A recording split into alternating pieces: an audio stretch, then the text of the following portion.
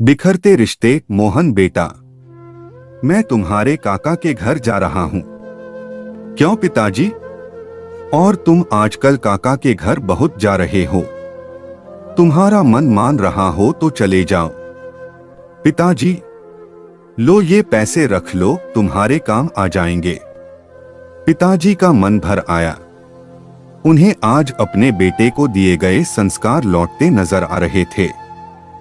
जब मोहन स्कूल जाता था, वह पिताजी से जेब खर्च लेने में हमेशा हिचकता था, क्योंकि घर की आर्थिक स्थिति ठीक नहीं थी।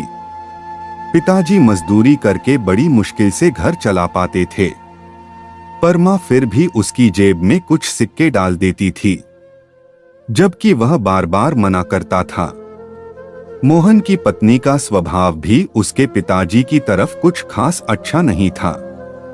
वह रोज पिताजी की आदतों के बारे में कहासुनी करती थी। उसे ये बड़ों से टोका टाकी पसंद नहीं थी। बच्चे भी दादा के कमरे में नहीं जाते। मोहन को भी देर से आने के कारण बात करने का समय नहीं मिलता। एक दिन पिताजी का पीछा किया। आखिर पिताजी को काका के घर जाने की इतनी जल्दी क्यों रहती है? वह यह देखकर हैरान रह गया कि पिताजी तो काका के घर जाते ही नहीं हैं। वह तो स्टेशन पर एकांत में शून्य मनस्क एक पेड़ के सहारे घंटों बैठे रहते थे। तभी पास खड़े एक बुजुर्ग जो यह सब देख रहे थे, उन्होंने कहा, बेटा, क्या देख रहे हो? जी, वो। अच्छा, तुम उस बूढ़े आदमी को देख रहे हो।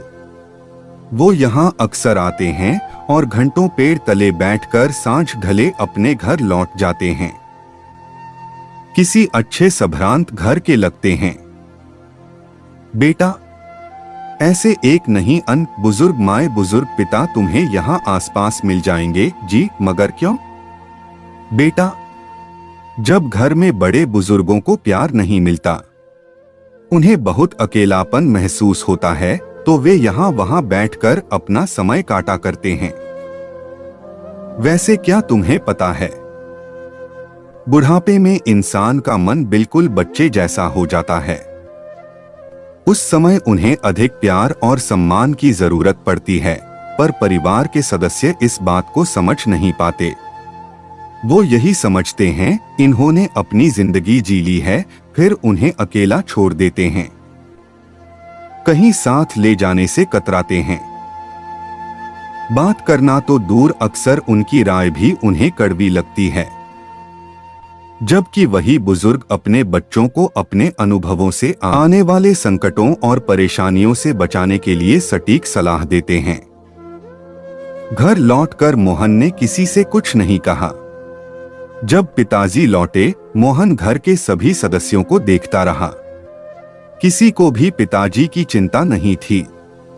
पिताजी से कोई बात नहीं करता, कोई हंसता खेलता नहीं था, जैसे पिताजी का घर में कोई अस्तित्व ही न हो। ऐसे परिवार में पत्नी बच्चे सभी पिताजी को इग्नोर करते हुए दिखे। सबको राह दिखाने के लिए आखिर मोहन ने भी अपनी पत्नी और बच्चों से बोलना बंद कर दिया। वो काम पर जाता और वापस आता, किसी से कोई बातचीत नहीं। बच्चे पत्नी बोलने की कोशिश भी करते तो वह भी इग्नोर कर काम में डूबे रहने का नाटक करता। 3 दिन में सभी परेशान हो उठे। पत्नी, बच्चे इस उदासी का कारण जानना चाहते थे। मोहन ने अपने परिवार को अपने पास बिठाया। उन्हें प्यार से समझाया कि मैंने तुमसे 4 दिन बात नहीं की तो तुम कितने परेशान हो गए। अब सोचो, तुम पिताजी के साथ ऐसा व्यवहार करके उन्हें कितना दुख दे रहे हो। मेरे पिताजी मुझे जान से प्यारे हैं, जैसे तुम्हारी माँ। और फिर पिताजी के अकेले स्टेशन जाकर घंटों बैठकर रोने की बात छुपा गया। सभी को अपने बुरे व्यवहार का खेद था। उस दिन जैसे ही पिताजी शाम को घर लौटे, तीनों बच्चे उनसे चिपट गए। दादाजी, आज हम आपके पास बैठेंगे, कोई किस्सा कहानी सुनाओ ना। पिताजी की आंखें भीग गई। वो बच्चों को लिपटकर उन्हें प्यार करने लगे। और फिर जो किस्से कहानियों का दौर शुरू हुआ वो घंटों चला। इस बीच मोहन की पत्नी उनके लिए फल तो कभी चाय नमकीन लेकर आती। पिताजी बच्चों और मोहन के साथ स्वयं भी खाते और बच्चों को भी खिलाते। अब घर का माहौल पूरी तरह बदल गया था। एक दिन मोहन बोला, पिताजी, क्या बात है? आजकल काका के घर नहीं जा रहे हो? नहीं बेटा, अब तो अपना घर ही स्वर्ग लगता है। आज सभी में तो नहीं, लेकिन अधिकांश परिवारों के बुजुर्गों की यही कहानी है।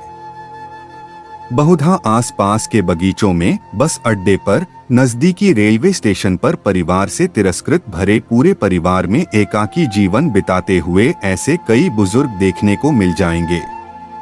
आप भी कभी न कभी अवश्य बूढ़े होंगे ही। आज नहीं तो कुछ वर्षों बाद होंगे। जीवन का सबसे बड़ा संकट है बुढ़ापा। घर के बुजुर्ग ऐसे बूढ़े वृक्ष हैं जो बेशक फल न देते हों पर छांव तो देते ही हैं। अपना बुढ़ापा खुशहाल बनाने के लिए बुजुर्गों को अकेलापन महसूस न होने दीजिए। उनका सम्मान भले ही न कर पाए, पर उन्हें तिरस्कृत मत कीजिए। उनका ख्याल रखिए।